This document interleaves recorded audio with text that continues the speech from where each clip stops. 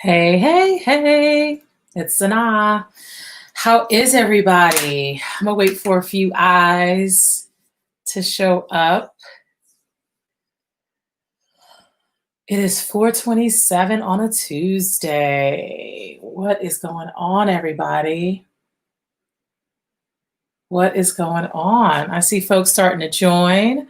I'll wait for a few folks to come on and then we'll get started. So, today, I am going live for those who are starting to join because I'm on a summer hiatus. Decided to sort of take a step back, do lots of planning things, but I see a theme happening in the realm of HR folks, and I want to make sure that we talk about the theme. And the theme is that everybody is over it, has had it, they are stressed out, and there's no end in sight. I know a lot of people are job hunting, using this opportunity to leave their less than desirable, for a more politically correct way of saying, organizations. A lot of you have found out that the company you thought you were working for, you actually are. And so, yes, they did not respond to COVID well. George Floyd was another blunder, and you're done. And so the stress of that, and oh, by the way, you're living amongst this, right?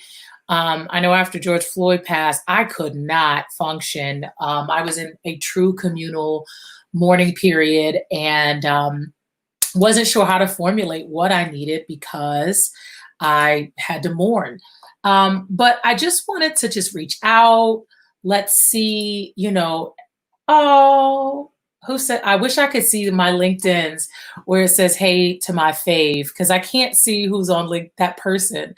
Hi, Nicole, Waynette, Yolanda, Rose. Hi. Hi, guys. Yeah, so in the midst of my summer vacation, I'll catch you guys up and hopefully you have some good things to share. So, one of the things that I'm doing to promote my summer relaxation and self-care, I'm still working.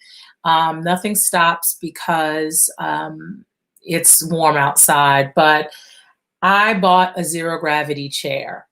Thank me later.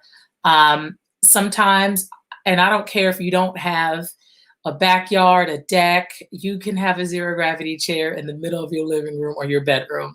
I think that's been super helpful for me. I do have a deck off of my home, and so that's my escape. When they tell us at the office to back away from the computer and take a break, I've been able to do so with my zero gravity chair.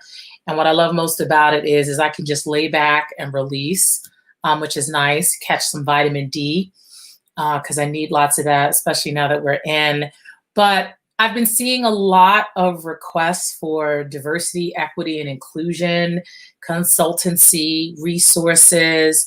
Lots of organizations are in a pain. Oh, yes, Yolanda, Google it. I'll actually see. And when you look for the zero gravity chair, I have the one that has the built-in canopy.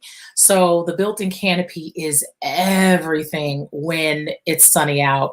But even if not, I think they sell like aftermarket canopies, but I like an all-in-one. I like less complications. And so, but back to the diversity, equity, and inclusion stuff, lots of resources, lots of information. I know a lot of you work for small and mid-sized companies that they know they need to do something, but they are like, I don't know what that's going to cost us, and I'm not interested. And so they're probably hoping that all of it goes away quietly. And I'm just interested in hearing from anybody who is experiencing something that they can share, or because I think one of the things that I love most about the HR Girlfriends community is everything that I get context on from you guys is awesome.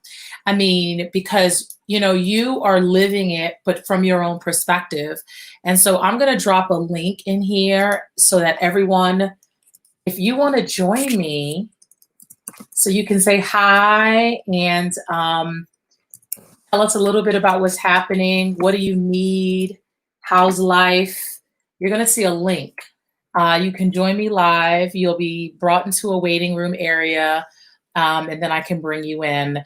But yeah, so I've been doing a lot of proposals for diversity, equity, and inclusion with my D&I partner, and I'm learning a lot because, you know, D&I is not D&I is not D&I, right? Meaning, there's so many nuances to it, and everyone is trying to find their lane, trying to decide which side of history they want to be on.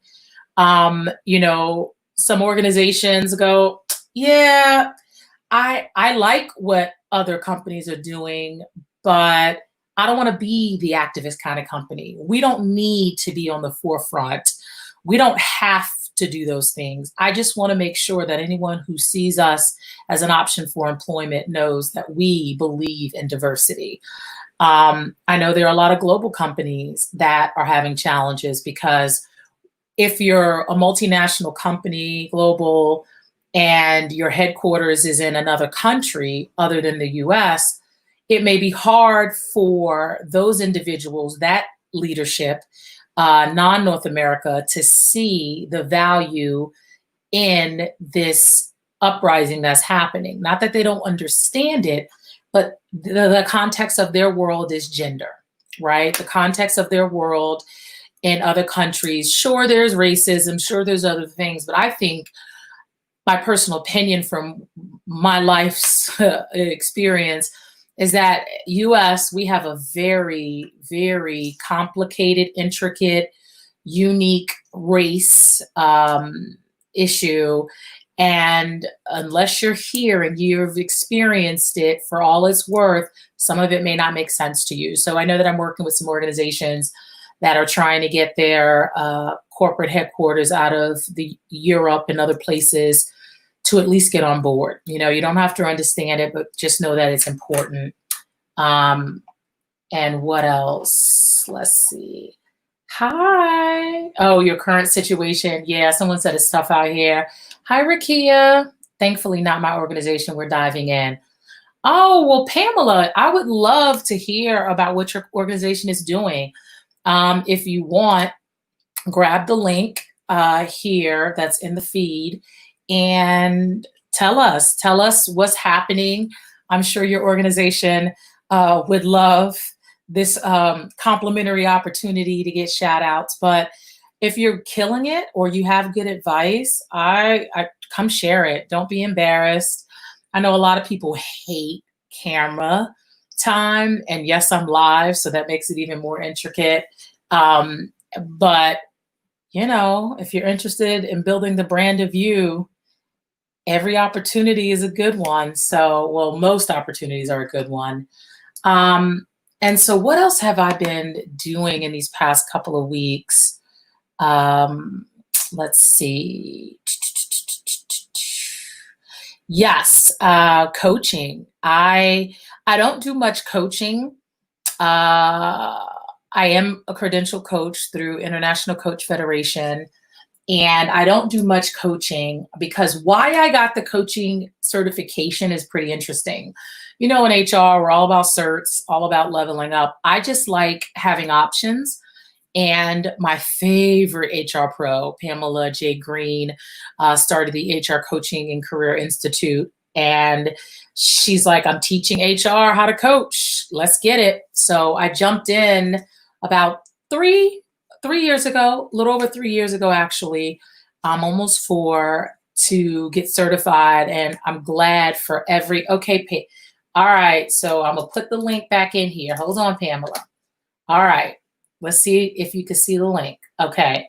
So, oh, it's not going on LinkedIn. All right. Let's see what I can work out, Pamela, because you're on LinkedIn. Ah, there I am. So while I'm doing this, Pam, I'm going to try to get you on here. Okay, join me live. Okay. Let's get you this link. Okay. Cool. It's in LinkedIn now, Pamela. And so Where was I? Oh, I totally lost my train of thought. Sorry, guys. But needless to say, about all the things that are happening, coaching is what I was talking about. So I've taken on more coaching clients, and that is where the joy is for me. I love coaching HR professionals, and it reminds me that you're always going to be one of a few places in life. You'll either be ahead, you'll always be ahead of someone. So you'll always will have information to share, even as a newbie, right? Like no experience is invaluable. No position in life is invaluable. And then the other thing is that the courage to want more is one thing. The courage to want more and then seek the path to it is a different animal.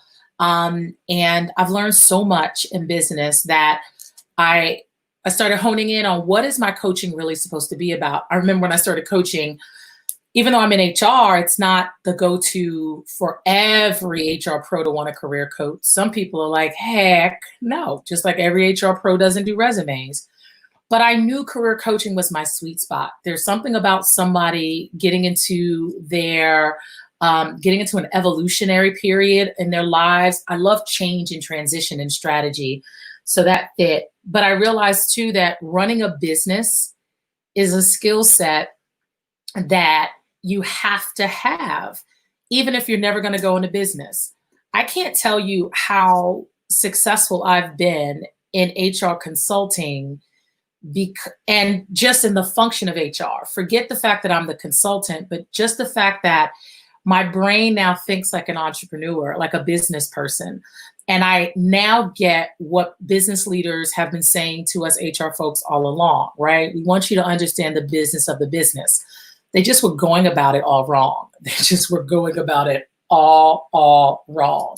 One, they weren't giving us the roadmap. I think they said, go forth and HR people show other HR people how to be better business people. Nope, that's not how it works. So sure, we got more into metrics and analytics and finance and all these different areas. Hi, Kimberly. It's good to see you too, Kim. But, we didn't have a roadmap. What they said is here are the skill sets we need for you to have. Go forth and do great things. And it's not easy. We are, like I always tell people, when I tell you what it's like to be in HR, that is not a complaint, it is the reality. Because every day we show up because we want to, because there are rewards to the role. But here's the truth. HR increasingly is becoming the go-to, or the dumping ground, or the most resourceful department in the organization. And therefore most things start and or pit stop or end with HR. And the better you are at your role, the more you're tapped. And that may sound sexy, but for HR, that's not. There aren't enough hours in the day. So the one thing I've learned from a business perspective is integration. In HR, if you are not tech savvy and you are not solving your problems with technology, you need to get with somebody who can help you. I consult with that all the time. And it's not because someone, like HR people will come to me and they'll tell me they have a problem. And the first thing I think about is okay, is there technology to solve the problem? How do we do that? How do we make it work? And then I go, yes, there is technology to solve the problem. And even if I don't know it's there, it seems like it should be out in the universe. And then I know how to go get it. And then we attempt to solve the problem. And not that technology is it, but the reason I'm bringing up technology is because there is so many business tools that are not touted for HR, so you're not looking at them, that will streamline your workflow processes. There are things that live outside of just an HRIS and an ATS. I don't touch very many things. I don't like touching it in my consultancy business. I don't like my clients touching it. I like streamlined. And that's what this is about.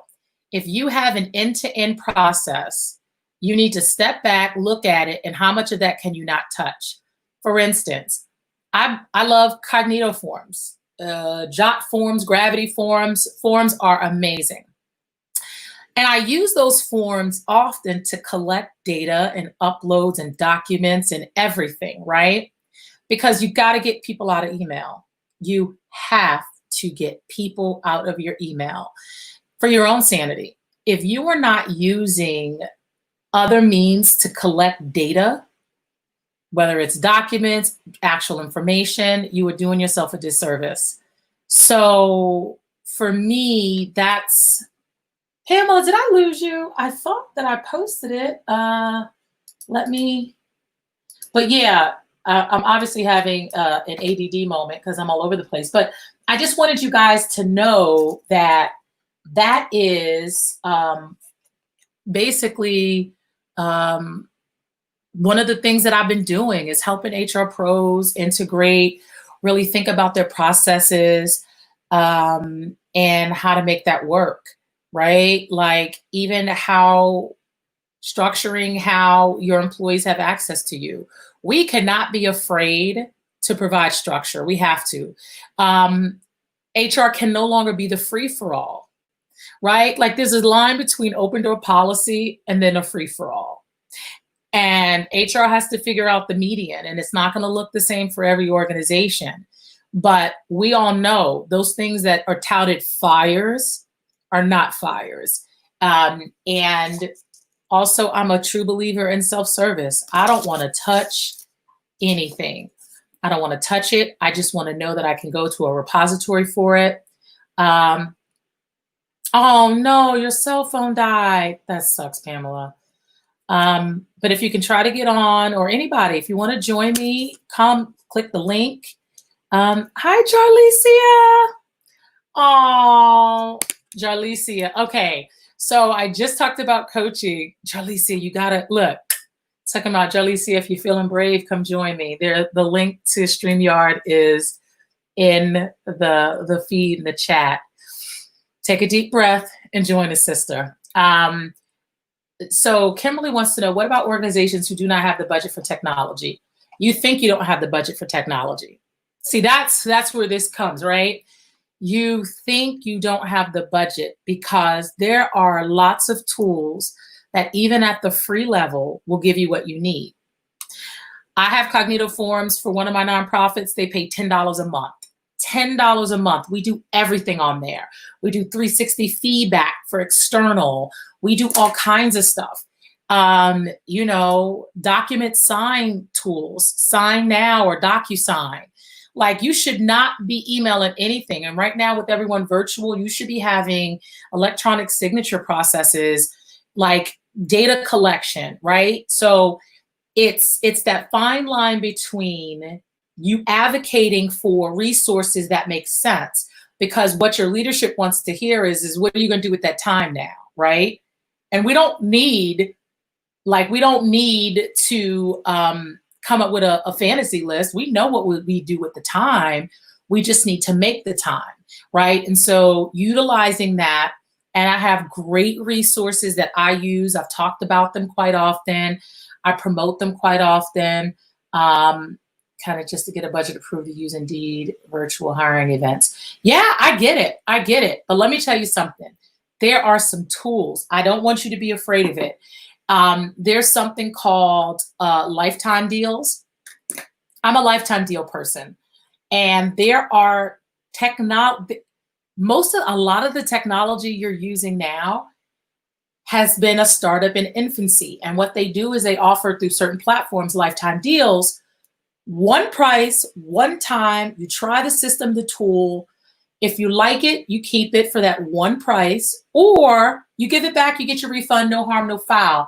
And so there are lots of tools that I'm using right now in my business that you wouldn't know unless I told you, that I've paid one solid price for. I'll never pay for it again. And now that they've gone to market, it's a lot more.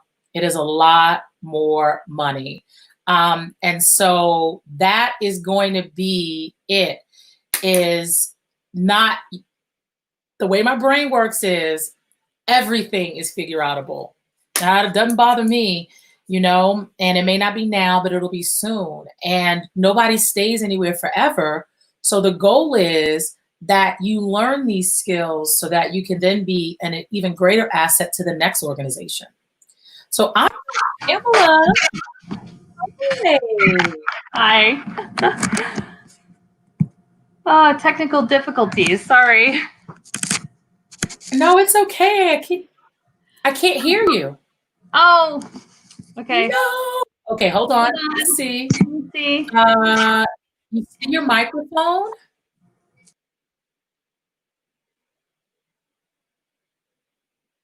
Yeah. It says your device is not connected. Oh man. Okay. We're trying. We're working this out. I can't hear you. No. Okay. I'm gonna kick you out and then come back.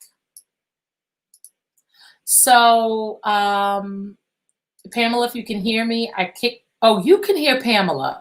So maybe it's me. Okay. Sorry, Pamela. Everyone could hear her. So potentially it's me. And I can definitely get with that. Oh, that's why. It is me, guys. Listen. All right. I got it. I'm all in. Hi. Kimberly? Can you see me? Can you hear me?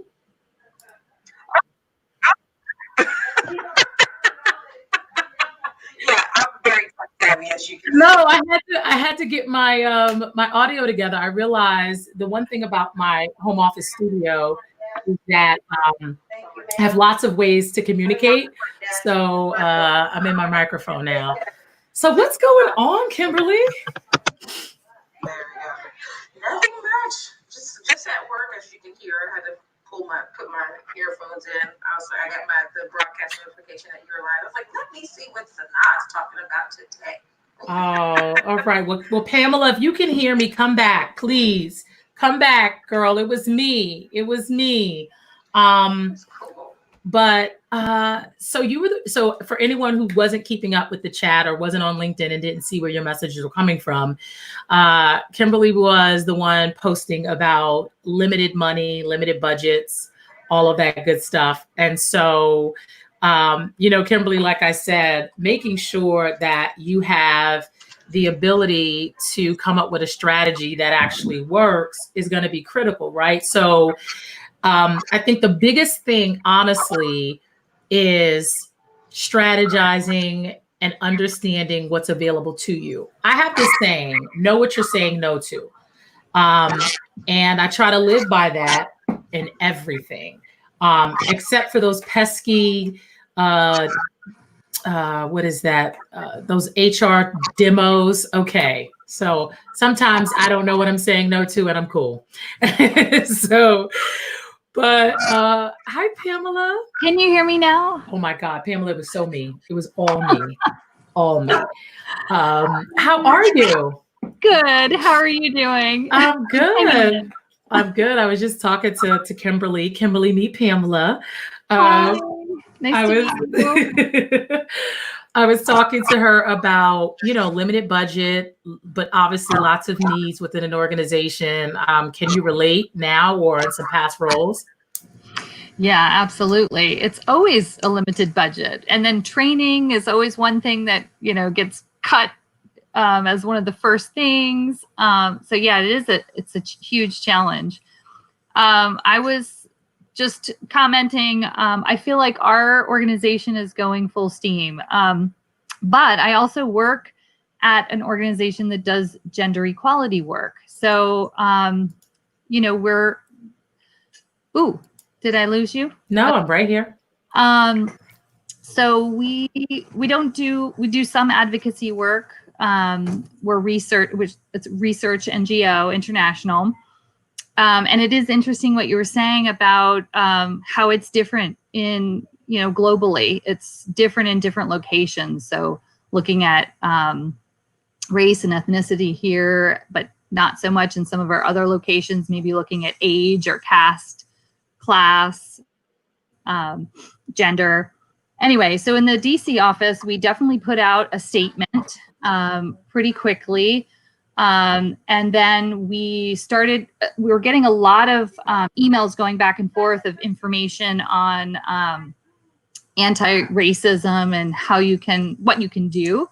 So we put together a folder where everyone can add. And so I did a lot of research and put, different folders together on resources for kids, videos, and homeschooling things around the people's history. And we did another folder on protests and how to be safe during protesting. So and lots of resources that I gathered from emails that were sent around and just internet research and from staff and from some of our board members. And then now we're looking for a DEI, if anyone wants to recommend anyone, a DEI expert to come in and help us put together a survey for our staff and do an audit of all of our policies and procedures, not just in HR, but we're also looking at our projects and our business development and communications, and just doing a real deep dive into everything that we do, to make sure that we're on the up and up and that we're considering diversity in everything that we do. Yeah, no, that makes sense. And inbox me, Pamela. Yes.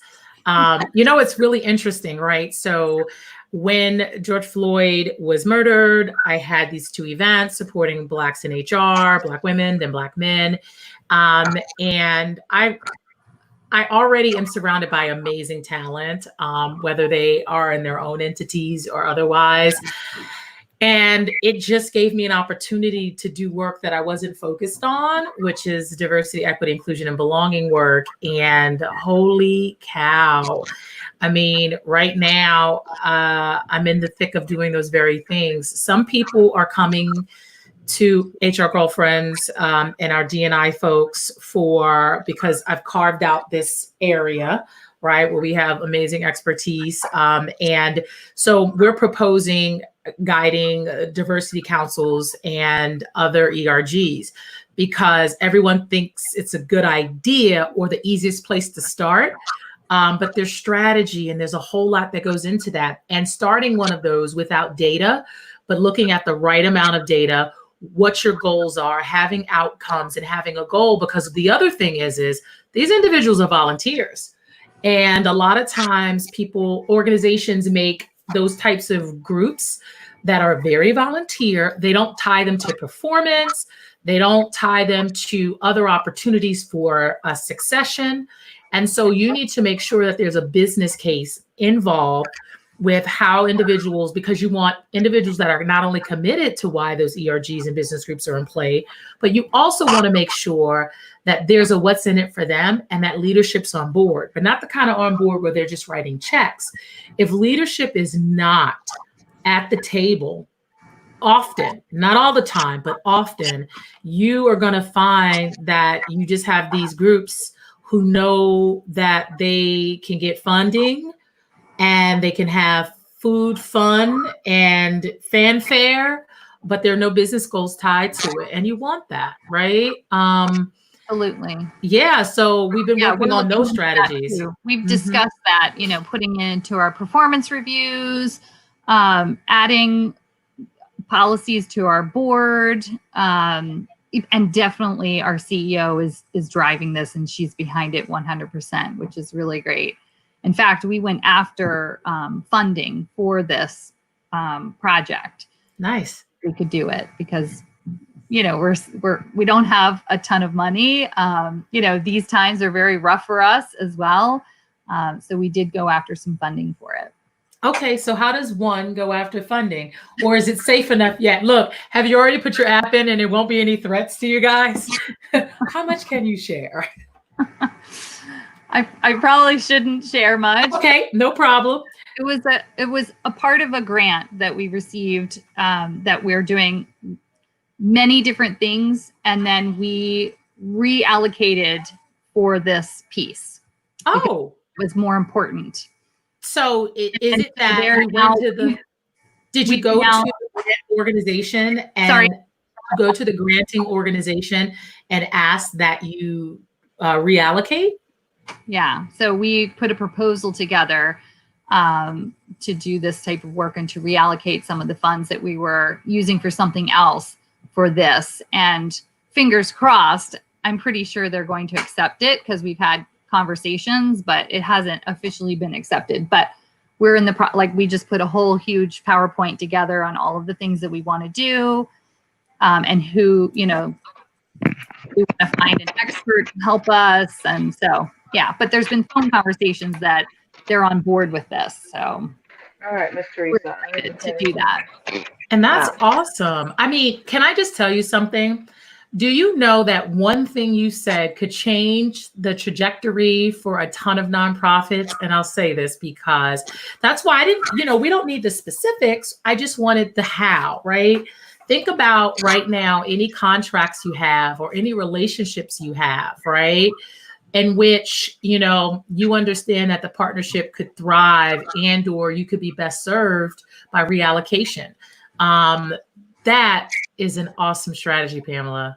Yeah. I mean, I think a lot of people are doing it for this COVID, you know, for COVID stuff too. A lot of our work that we were doing before, you know, our organization, we travel internationally, our staff go to different countries and do research. And, you know, all of that had to stop because there's no travel now. So we were sort of used to going back, you know, we started this going back to organizations to reallocate funds and sort of change things around to do work around how COVID was impacting women. And yeah, so we switched things up. And so I think that part of it kind of, we said, well, why don't we do this for the diversity stuff? So yeah. No, that's a great strategy. And the one thing I've learned too, and I know being in HR, we'll get this, but sometimes unless you're in the thick of it, sometimes I take for granted that the thing that came so easy to me, or it seems so commonplace in sense, is like a game changer for folks. So trust me, I can imagine that there are individuals who are needing a strategy, especially early HR folks. So this for us is long-term. I mean, it's not, we really are looking at this as a long-term thing. We're not just checking off boxes. You know, we're putting together a team that will move things forward for the long term, which I think is very important. It's not just to do something in the moment and be done with it to check a box. It's really something that should be ongoing, and we are committed, and our CEO is very committed to that as well. I love that. The most exciting part of D&I work for me, obviously, is employee engagement around it, but also community engagement. I think when individuals think about diversity, equity, inclusion, yes, it's going to start from the inside out, right? It's like being healthy or anything else. You go in and then you come out. But when you get to the phase of marketplace where you have strengthened your D&I position in your organization, you feel good about it, and you start looking for partners, I think that's where it's going to start getting contagious. And where it's going to start stretching to people and organizations that may not have either thought about it, didn't think they could do it, but now that there's this partnership and this communal effort behind it, because it's your goal, obviously, you want to strengthen that and the communities that your employees work, live, and play in. And that's going to be important. Mm-hmm. Yeah. Awesome. Having me on. I appreciate it. I'm excited because I'm starting tomorrow to take the SHRM diversity and inclusion. It's a certificate or a credential. So I'm tomorrow. It's a 5-week course. Nice. Hopefully, I'll learn some more and be able to contribute more to my organization and for myself, my own growth. I love that. You got to keep us posted on how it goes and tag me when you get your cert credential so we can rally the girlfriends around you. And I wish you nothing but the best. Yeah, absolutely, Pamela. Thank you so much for jumping in. Thank you so much. You're welcome. Have a good evening. Talk to you soon. Bye. All right, folks. So what do we have going on? Let's see. Okay. I see we have quite a few folks on LinkedIn. Let's see what we got. So yeah, I see a couple of folks. I see Kimberly, but I don't see your picture, Kimberly. Can you hear me? Chesta? Is that your name? Chesta. Okay, I brought Kimberly and Chesta in the event that they can bring the picture and volume in. I'd love to have them. So I was trying to get my client, my recent coaching client. I know she tried to get in, but I couldn't hear her. But if she joins us again, I think you'll get a sense. But I want to pivot back to coaching because I saw someone say that they lost their job during COVID on July 10th because of the COVID restructuring. And it's, we all knew that the first fallout of those layoffs, that wasn't it. And there will be more as industries and certain sectors are impacted. But this is such a great opportunity. I used to hear a saying, and it didn't make sense. So many things did not make sense to me in my lack of wisdomness in my 20s and even some early parts of my 30s. I was like, so, when people in business would say, turmoil and bad times is the best opportunity to hone in on a business, to improve your professional development standing. I was like, how is turmoil the best time to do that? And I get it now. I get it because I'm living it, is that when things are around you, whether you can control them or not, when they're falling apart, especially the economy, global health, this is your opportunity to reimagine who you can be, where you can do it, how you can see it. I mean, when I say reimagining, I've always dibbled and dabbled in some D&I stuff. I'm like living it, right? And I have been just taking on, like I said, more coaching clients, trying to make sure that I'm guiding HR folks with the best of my ability, doing a couple of things. You either are in a career of HR, you want to stay there, you love it, but you want more, or you want to look at what's possible for you, that with your own understanding, you need someone to help you do that. Or the other thing is my current client that we was trying to get in, she is like, I'm ready for entrepreneurship. Yep, I'm clear. I'm ready. When that thing won't leave you, and no matter how high or low things get, she knows. And so what we're doing is career/business coaching. And that's been pretty interesting because I love it when it's an HR person. I mean, I do it for others, but to see your own girlfriends like navigate is just amazing. So tell me how to say your name. Chesta. Chesta, how are you? Good. How are you? I'm good. So tell me where you're calling in from. I am from Upper Marlboro, Maryland. Close to me. Okay. Mm-hmm. So excited to be here and hear a lot of what you guys are speaking of. Love to hear the coaching piece. I've been in HR for about 18 years now, I think. It's been about. Wow. So look, you're a lifer. So are you currently working in this climate? Like, what's your situation? Yep, I'm working. Mainly teleworking. I go in a couple of days here or there. But we are transitioning, going through some things. So, hopefully things are stay steady, right? In this climate. It seems so far so good. But I mainly recruit and co-manage our intern program. So yeah. Okay. Look, I always ask this question. My sister hates this, but I ask myself the same question. Are you who you want to be when you grow up? Yes. Nice. I did not think I would be this, but I kind of fell into it and fell in love with it and been with it ever since. I love it. I love it because I'm still trying to figure out who I'm going to be when I grow up. Not in a bad way. I'm in a good spot, but I'm like, oh, I gotta keep digging. There's some stuff to uncover. So I love it when someone goes, nope, this is a good spot to be in. So tell me, how immersed in networking were you before COVID?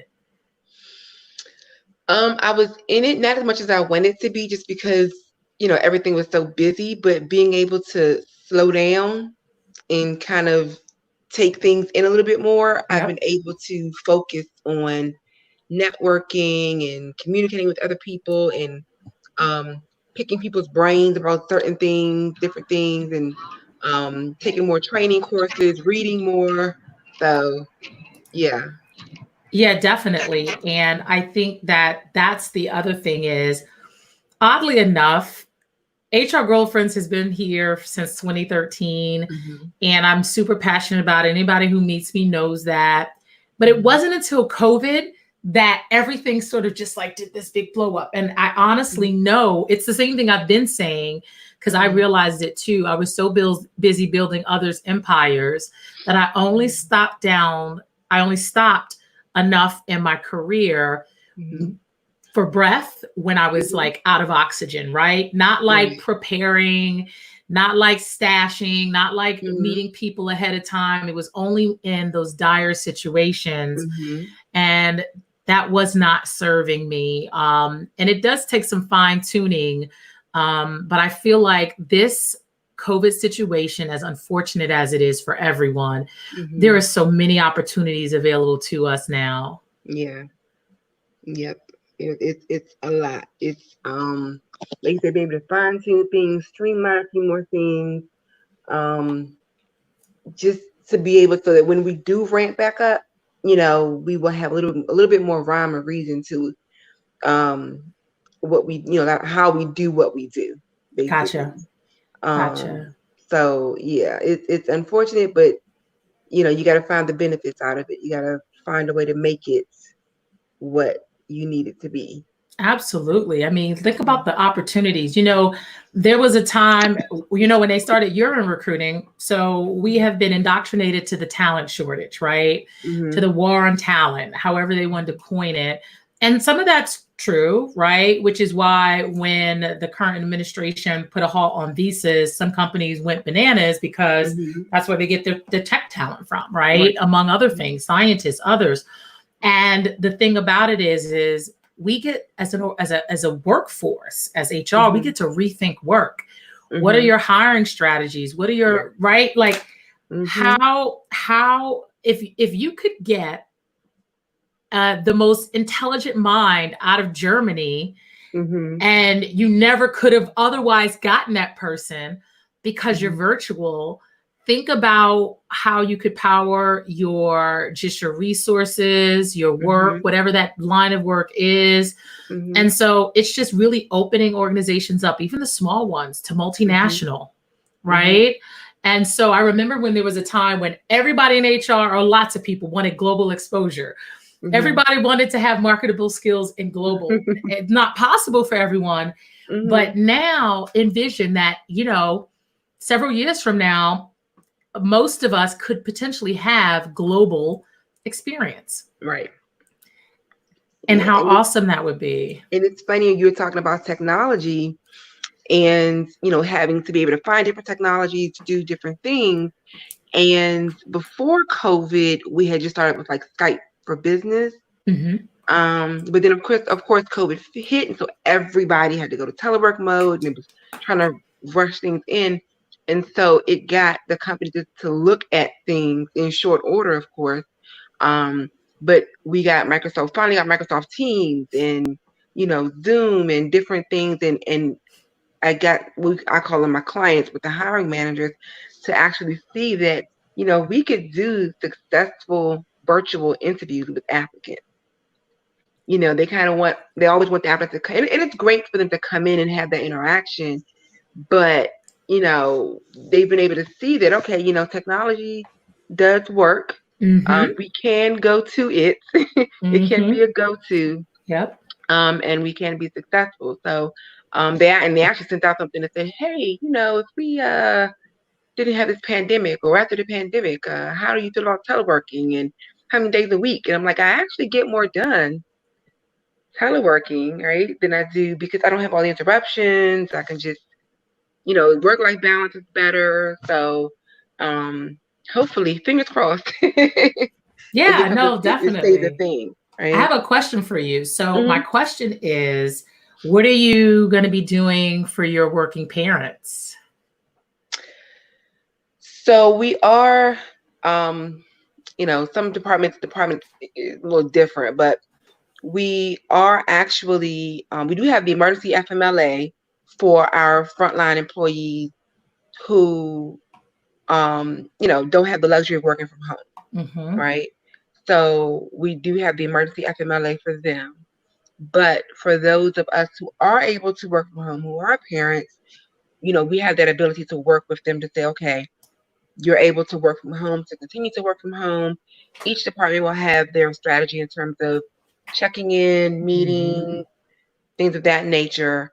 But we are going to continue to work with them to allow them to work from home and be flexible, right? Because the schools right now in this area, they're pretty much saying they're going to be virtual for the first 2 quarters. So that's how you're talking about Right. what 6 months, right? Correct. At minimum. So how do you tell a parent, well, you have to go back to work and, you need to find something to do with your child. So the aspect of them working from home will continue. I mean, we've been given pretty much until further notice, working Right. from home. So yeah. Yeah, I mean, no, that's a good idea. I mean, I just, hopefully others who are struggling with what to do, that they hmm find some resources. I know that there are companies like there's one called Helper, HELPR. hmm You have care.com, and not hmm that you would pay for those resources, but there are companies that are using, because Helper, I call it the Uber of childcare. Okay. You buy a lot of hours, you use them as you need to, you deploy hmm childcare as you need to, hmm because you parents, listen, parents are going to potentially need someone to come over and hmm keep the kids occupied. I don't know, take them for hmm a walk. hmm So, I mean, you've got to, as a parent, think about what's the strategy for your kids. Yeah. And even the older ones, hmm look, I hmm always tell people I'm not that old, but I feel like there were lots of what happened when we were kids that worked. Like, hmm go outside and play Yeah. or not play. hmm It's not hmm really like, I mean, for those who live in areas in which that can happen. And my mom never really cared that I sat outside and did nothing because it was Right. the virtue of being outside, right? hmm So this may be an opportunity for some kids who are addicted and connected to their devices more than to, do some things hmm with you, take your hmm lunchtime walks, but you're going to have hmm to create structure to Yeah. make it work whenever Yeah. I mean, possible. definitely. I mean, because my son, I just started letting him play Fortnite, right? Which is Yeah. like this game that's been Oh, yeah. all the I know rave, and Fortnite. so Oh, yeah. Fortnite. yeah. Mhm. So I was like, okay, you know what? You can go ahead and play, and then just working, and not necessarily paying attention. And he was on it for almost 12 hours. I didn't even realize it, Yep. right? And I was like, oh my god, I'm such a bad mom. Oh my god. So I put that. So I said, okay, well, you know what? Like you said, the structure. Yep. So I had the summer tutoring and just trying to say, okay, well, we're working, come work with, you sit down at the table, work with us, that type of situation. But during for the summertime, now once the school year starts, we'll probably be able to have a little bit more going on because you'll have schoolwork during the day. Yep. But yeah, maybe somehow kind of incorporating everybody working together at the table, maybe. Um, Absolutely. And, forcing them to get creative. And I think too, if you're filling all the gaps for your child and you're not mhm, allowing them to come up with their own activities mhm, and for them to express their own interest, then they're not thinking for themselves. And if the only thing they can come up with, go mhm, look, I'll support almost anything as long as it does not have a plug attached. So what, mhm, or a battery. what do you want to do, right? Like, Mhm. honestly, Yeah. this is definitely an opportunity. And so I wish you so much luck, Chesda. Listen, Thank stay you. tapped in. Hopefully, the HR Girlfriends Definitely. community can be a resource. Mhm. And look, enjoy your summer because once it's Yeah. cold, we're going to be It's, in forcefully. yeah. Yeah. We're not going to want to go out and walk and ride bikes and it's Well, probably going interestingly enough, to. is we might listen. We might become a different kind of people. Be like, how is you outside every day? Better than being cooped up. Yeah, it's true. Gotta get some Yeah, outlets. You don't go stir crazy. I know, I know. Well, Yeah. have a great evening, and I'm Thank sure we'll you. connect soon. Yes, definitely. Thank you so Okay, much. take care. You're welcome. All right, I've got Sonia, and I think I've got Kimberly. Sonia, can you hear me? Yes, hi. I can hear Hi, you. how you doing? Good. Can you hear me I okay? can, and I can see you too. Oh, thank you. So initially I was like, oh, I was on LinkedIn and I had just found out about you. I had stumbled on you and I said, I'm going to join this organization, but I kind of want to see what your streams and things were about. So this is my first time joining one of your streams. So I wanted to say hello to your audience Hi. and wanted to thank you because what a great wealth of information that you're providing us with. I mean, so I kind of wanted to just address um, what I've been doing during this pandemic. So I got back in country in January, my husband and I, and it's exactly what you said. You get this kind of feeling like you should be doing something entrepreneurial. You need Mhm. to be, and so I just started really meditating more and adding more prayer to my life. And I will tell you, it was I'm just very emotional right now because I'm a very honest person Yeah, and I very just good. know that this is probably gonna help someone. So when I tell you it was the craziest thing, I did some research on diversity and inclusion Mhm. um, programs, and one popped up, and so I enrolled in the program in February. I just completed it, and so I'm very excited. It's through Cornell University, eCornell, Oh, and yeah. for me, for where I was at, it didn't address the equity piece, but it did address the D&I components of diversity. Mhm. So where I was at as an HR professional, I was previously an IT professional a couple decades ago. I won't tell my age, and I transitioned into HR. So I do HR IT, Ah, and that is definitely my jam. I'm okay. enjoying it. And so I really wanted to know and learn more about diversity and inclusion. And so the eCornell program really helped me personally where I was at. And then to complement that, I went ahead and got my CDR. So I'm also a certified diversity and inclusion recruiter. Nice. Um, I did all of this during the pandemic, in addition to working my full time job. Thankfully, I have not been laid off. I work for a life science company, and we are the company that puts together the COVID kits, if you will. Great company in Northern Virginia.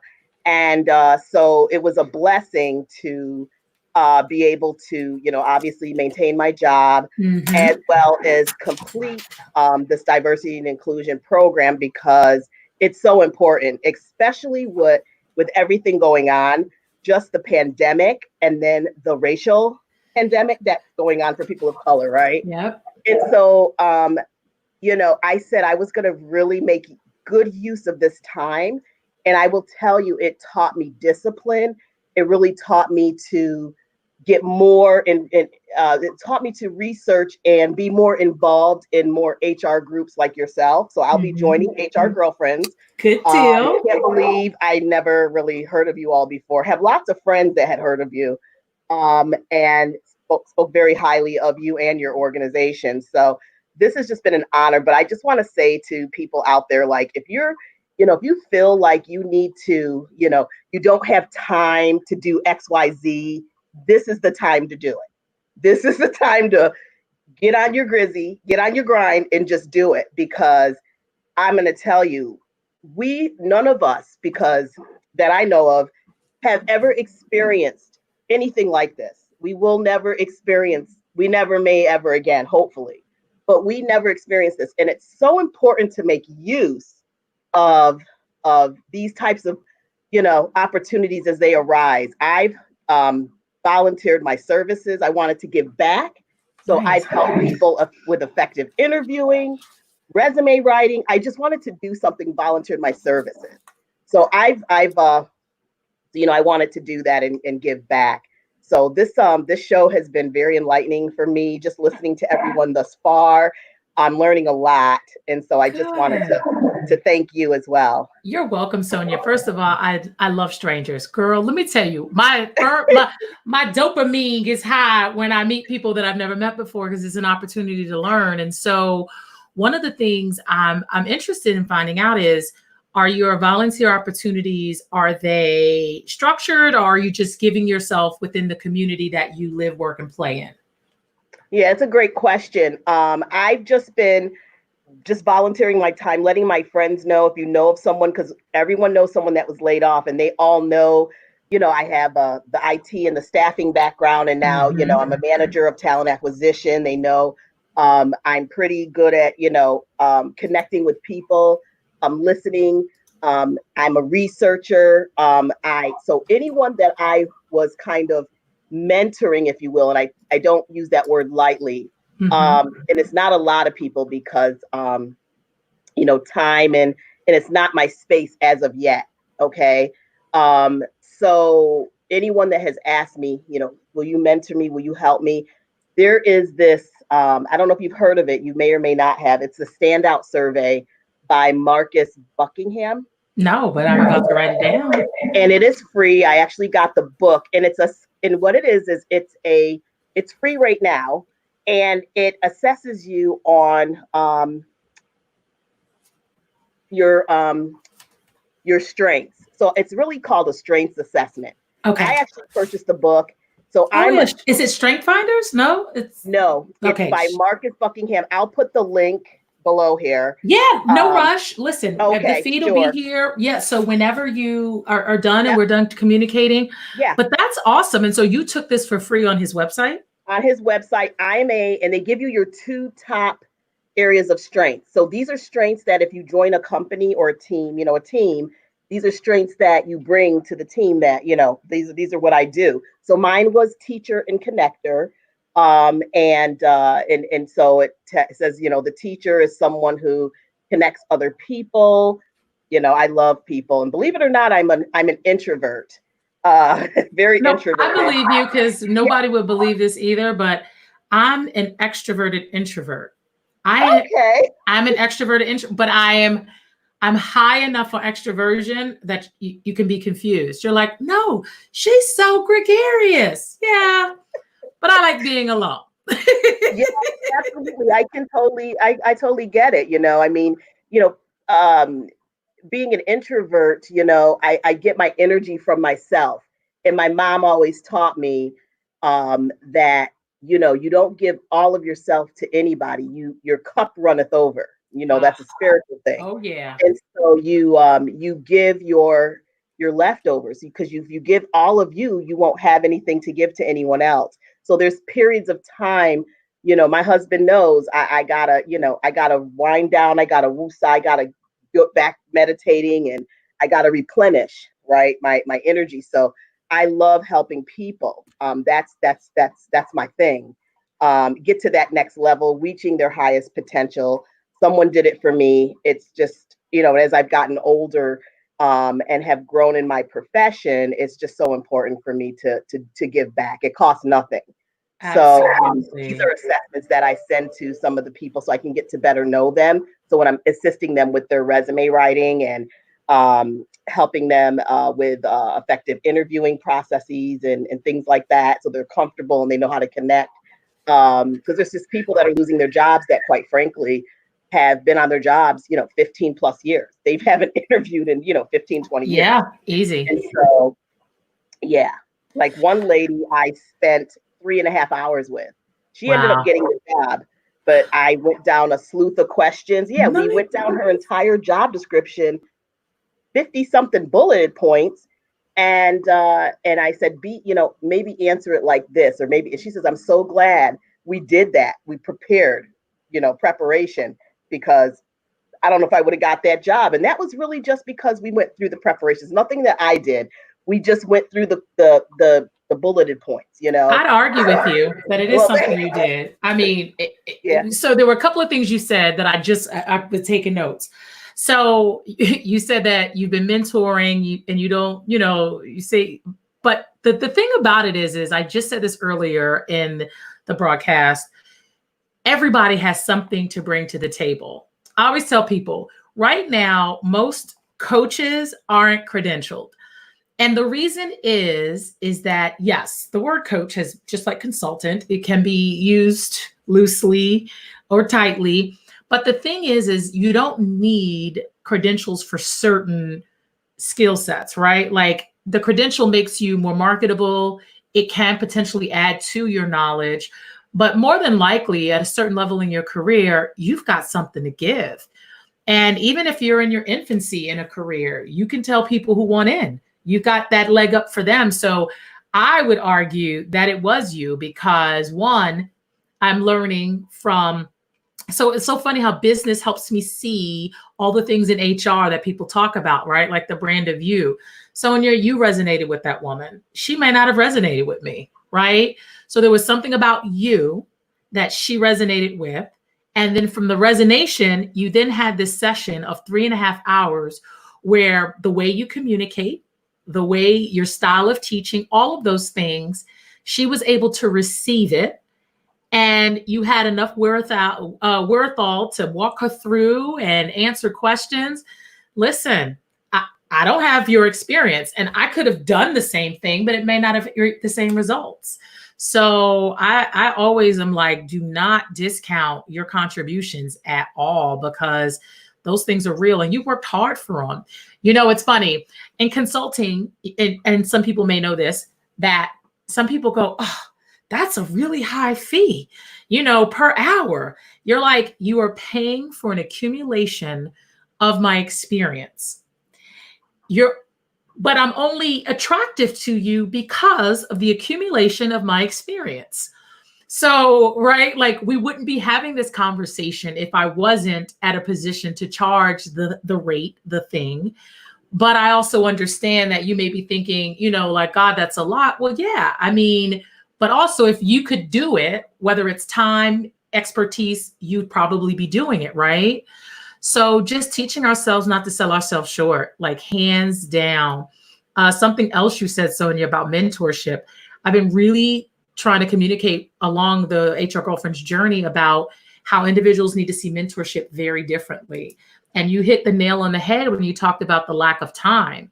And I've been telling individuals who are seeking mentors to think about mentorship in a very defined amount of time and make sure that it is structured for their needs so it makes sense. So I've given advice that says, if you're a newbie and you want to learn something from me and you ask me to be your mentor, that's open-ended. I need you to propose to me that you're proposing 30 days of mentorship, one 30-minute meeting a week. Can I commit to that? I'll come to that meeting prepared with questions. I won't waste your time. I'm ready. Because mentorship is taking all different forms. I think a lot of us are having a hard time, not you, Sonia, I'm just saying in general, the people that want mentorship, they're having a hard time seeing it other than their mama's internship, right? Like nobody stays anywhere forever. Nobody. And so even as people move about, you have to diversify your mentorship. Like even this can be mentorship for someone, right? Mm-hmm. So when people say, I don't have a mentor, well, I want you to rethink mentorship. It's not your mama's mentorship. It's not your daddy's mentorship. Because when you get far enough in your career, you won't be able to deliver that for anybody else either. We're too busy, too impacted, too many demands on our lives. And so how do we get what we need and sort of get it from the people we need it from? Well, thank you for that. I mean, that makes sense. And I just want to get the correct pronunciation of your first name. Yeah, absolutely. It's Sanaa. It's like Sinatra without the tra. Okay, thank you, Sana. You're welcome, Sonia. I'm so glad that you came on. Listen, if Yeah, I can be a resource, if anybody in the community can be a resource, just inbox me. I want to tell you too, if you ever wanted to take your talents in a more structured way, I know Taproot Foundation, and also there's another group that helps nonprofits, Catch a Fire. Catch a Fire may also be a resource where you can lend it to nonprofits in a more structured way, if that's something you're interested in. sure. Thank you for that. I appreciate it. You're Thank welcome. All you. right, Sonia, have a good evening, and I'll You talk to you too. soon. Bye Take bye. All right, Kimberly, you kind of hanging out in the wind, girl. I don't know what's happening, but we'll leave you there. So, well, this was definitely impromptu. I wanted to let folks know that I pasted in the chat, and it's only on YouTube, it looks like. Let's see if I can get it in LinkedIn. But I wrote a message today on my personal Facebook page that I'm sharing with folks. And the reason I'm sharing it is because Sonia alluded to this, that she has a practice of meditation. She alluded to her self-care, and she didn't call it self-care, but when you take care of yourself, you can immediately identify someone who's communicating their self-care practice. She said, my husband knows that this is, sometimes I have to bring it out, bring it down, shut it down so that I can come inward, so that I can be really at my optimum. And so those are all things I hear. I hear self-care, I hear boundaries, all the things that a lot of us have to work extra hard at. And I would imagine that if Sonia were on here, she wouldn't tell you that she was potentially birthed with those skills, but obviously those are things that we learn along the way. But just trying to make sure that you keep that in mind as you're navigating your process. Self-care, boundaries, because self-care is not going to look the same, right? You're going to have instances when it's sitting for your certified diversity recruiter, like Sonia did, and not because you have the time, but because you know the benefits and you can make the time. Also, just, doing some of those things, I think is going to be really helpful. But I posted today about what a busy life I lead, and that I wasn't complaining, but that if I did not build years of a really strong mental health strategy for myself, I would be like lost, like absolutely lost. You know what I mean? Like, it's so hard for me to navigate all of the demands. And it's sort of like being an HR director on steroids when you're running HR girlfriends. Because one, I want to be engaged. Like, this is what it's all about. I actually would not be happy at all if I were not doing these things. It wouldn't be worth it to me. When you stop seeing me, that means it's not worth it to me, which means when you stop seeing me somewhere, I may not be in every place that I've always been. There may be some transition, but if you stop seeing me, then I'm on it. It's not worth the train, figuring out how to get more connected and present, or figuring out the exit strategy. So, well, I'm glad you thought this was good. I cannot see this particular LinkedIn user's name, but I'm going to post your comment. And Monique Brown says she's interested in my help. Well, if you're interested in my help, it depends on what the help is. So inbox me. If you're not connected to me directly, you should. But inbox me. Let's see how I can help you. If I don't have the answer, I'll point you to the right person. But I just want to thank everybody for being here today. I'll be doing, I guess, several more impromptu blasts and broadcasts until we get back onto our regularly scheduled programming in the fall. But I hope everyone has an amazing summer. Please stay connected to each other. If you don't know any strangers, if you haven't met any strangers this week, that means you are almost 2 days behind the 8 ball. Connect with folks, meet folks, let them know who you are and tell them what you need. And come outside of your comfort zone with that one. Okay, guys, take care. See you soon. Bye.